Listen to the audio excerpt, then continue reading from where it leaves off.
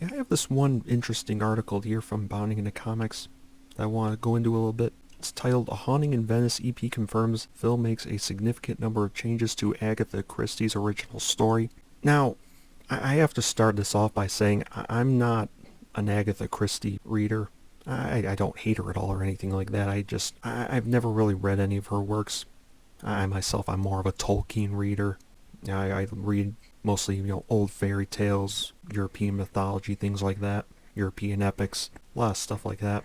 But I wanted to go into this article here because there's a little bit of stuff said here. Like, there's one line in particular here that made me say I gotta do a video on this, because one of the things that's said in this article here I think exemplifies a lot that is wrong with Hollywood and entertainment today.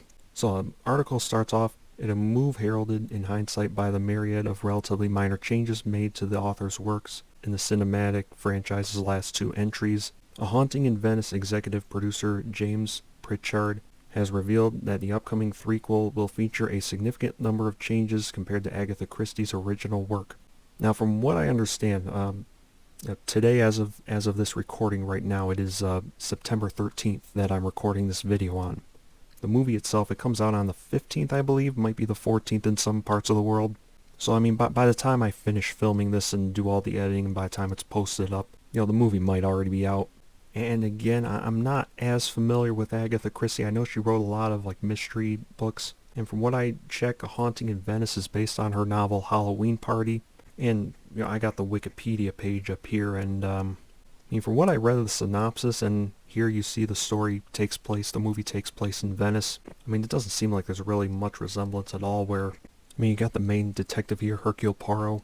But, other than that, it doesn't look to me like there's a whole lot of similarities between the original book, Halloween Party, and this movie, which is taking place in Venice, that I guess is based on this Halloween Party novel. Alright, so I'll read out a little bit.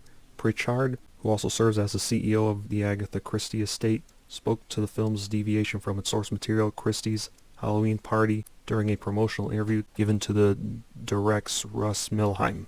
"There are a significant number of changes in the story," Pritchard told Milheim, "and yes, one of the clues is in the title."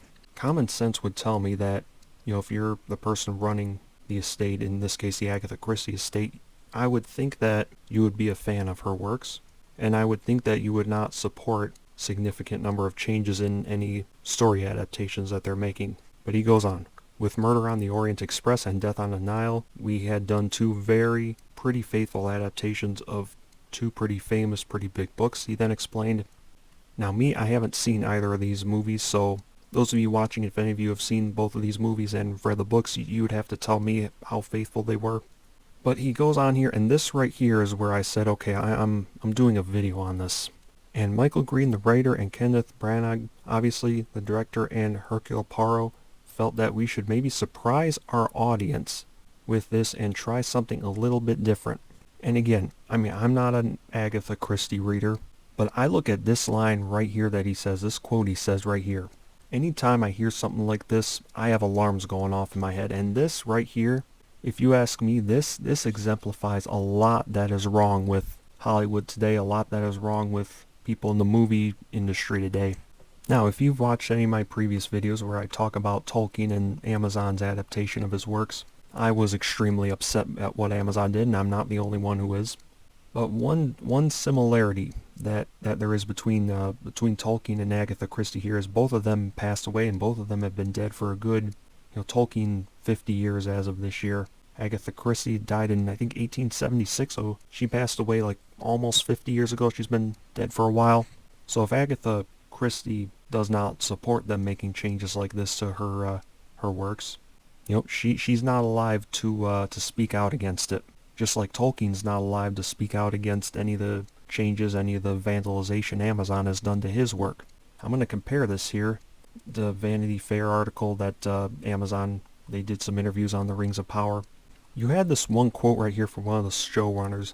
"The driving question behind the production, can we come up with the novel Tolkien never wrote and do it as a mega event series that could only happen now?" This quote right here, you could argue that it might be similar to this quote here. Not entirely, of course. Here, they say we should surprise our audience by doing something different, so that might be a bit more we're going to subvert your expectations by not following the book. But I mean, this statement right here, can we come up with a novel Tolkien never created? Tolkien, one of the most prolific authors, maybe the most prolific author to ever live. I mean, this statement right here, it's arrogant, it's egotistical, coming from people that are, have 1%, maybe 1% the level of sophistication that Tolkien had. It's coming from people that do not respect his works, that do not respect, the timeless masterpieces that Tolkien created, and they do not understand how loved they are by all of his fans. They do not understand that these stories, as they were written, gained millions of fans. They became extremely popular as they were originally written. And if you're a director, or if you're a movie director, if you're a showrunner, and you realize that you're adapting a popular book, why on earth would you want to change it? When you know that that book, that story was popular as it was originally written by the author. I mean, there used to be a time when it just seemed like common sense that when you're going to make a movie adaptation of a story, you're going to adapt it as that book was written. I mean, everyone knows there's going to be some small changes, but for the most part, you're going to keep loyal to that book. And if you notice nowadays, a lot of people in Hollywood, a lot of these activists in Hollywood, they're trying to convince us that it's controversial to do that. Are we just going to take the boring route and adapt the book as it was written, or are we going to do something unexpected? We're going to subvert your expectations, things like that. Now look, the people mentioned in this interview, I don't know that they're activists like a lot of other people in Hollywood are. To me, that this statement here, it sounds more clueless than it does malicious. When people say we're going to be making changes to certain books or novels or whatever, in a lot of cases it's malicious, where the people in entertainment, they're not entertainers, they're activists, and their goal is to put their ideology into everything they lay their hands on. To me, this statement here seems more clueless than it does malicious. Like in the case of Lord of the Rings, them admitting that they're going to be making changes, in this case here it's malicious, and here it seems more clueless to me. I mean, I've seen a couple commercials for Haunting in Venice. I mean, it doesn't look like they're putting any messages or anything like that into the movie. I mean, I don't know. And again, Murder on the Orient Express and Death on a Mile, I have not seen either of those movies. It doesn't sound like they got political in those movies, but again, I have no idea. Those of you watching, you tell me on that. Again, I'm more of a Tolkien reader. Yeah, but I tell you, this sort of statement right here, I don't like this statement at all. I don't think it's as bad as, say, this statement from the showrunners of Rings of Power, but I do think that this type of statement here, it does sum up a lot that is wrong with Hollywood today. Alright, I'll read on here. Turning to one of the most significant alterations made to Halloween Party in its translation to the silver screen, Pritchard had asserted that the decision to move the story setting from a family home in England to the extravagant streets of Venice was quite an early change that they came up with. There were two potential reasons for that, he recalled. One of which is, if you're going to make a Hollywood movie, you want a great backdrop, and Venice is, well, not many backdrops come better than Venice, so there was the kind of cinematic elements to it.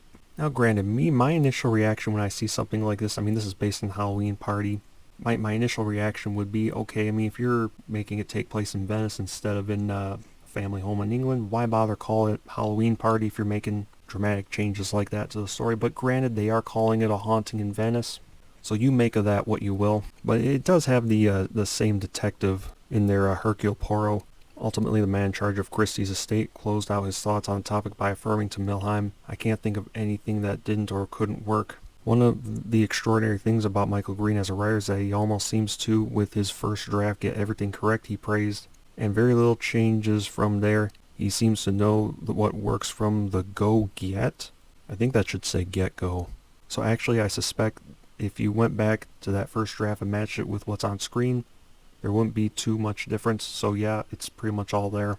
And here the article goes into the original book. Published by Christie in 1969, the original Halloween Party story finds the renowned and impressively mustached Hercule Poirot called into the English estate of Woodleigh Common when the titular event comes to a screeching halt, thanks to the sudden murder of 13-year-old attendee Joyce Reynolds. Suspecting the girl may have been killed or have witnessed a murder in the past, Poirot dons his metaphorical inspector's cap and sets out to solve not only Joyce's murder but also the other numerous murders which have taken place on the Woodleigh Common grounds in recent years. While the exact changes Branagh will be making to the story have yet to be detailed. Yeah, again, I mean, I don't know all the changes they're making.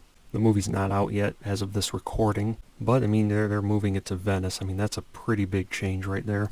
In addition to moving its location to Venice, the film's most recent trailer confirms the film will also see the addition of a new scene in which the cast perform a full-on seance in hopes of getting to the bottom of their murder mystery. Yeah, from what I read of the synopsis of Halloween Party, it didn't look like they had seances or anything like that in there. So yeah, I mean, this is a little tough from my end of things because I'm not a big Agatha Christie person, and the two other movies they made with the same detective, Hercule Poirot, I mean, Murder on the Orient Express and Death on a Mile, I have not seen those movies. So I need to say that. I think from what I remember of seeing trailers for them or commercials for them, and from what I've seen commercials for A Haunting in Venice, it doesn't look like they're getting woke or anything like that. But I'll tell you this, when I see a statement like this right here where Michael Green and Kenneth Branagh, felt that we should maybe surprise our audience and try something a little bit different, yeah, I don't think that's a good idea at all.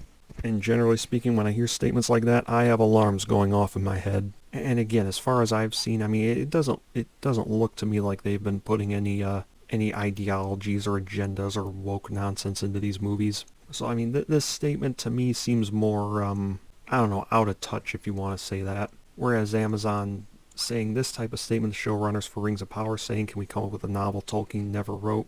That statement right there is much more malicious, where like they are intentionally changing Tolkien's work. I mean, I tell you this, if you're an author, I mean, me, I have a couple books published myself, but I mean, I'm just one of many, many, many authors out there who have books published. But I would say this, I mean, if you have books published, and if there's ever any interest in making them into a TV show or movie, do not ever let somebody with this type of mindset lay a finger on your works. Period. End of discussion. Everyone, I hope you enjoyed this video. If you did, if you consider hitting the like button, hitting the subscribe button, I'd greatly appreciate it. Thank you all very much for watching this video, and I'll see you next time. Take care until then.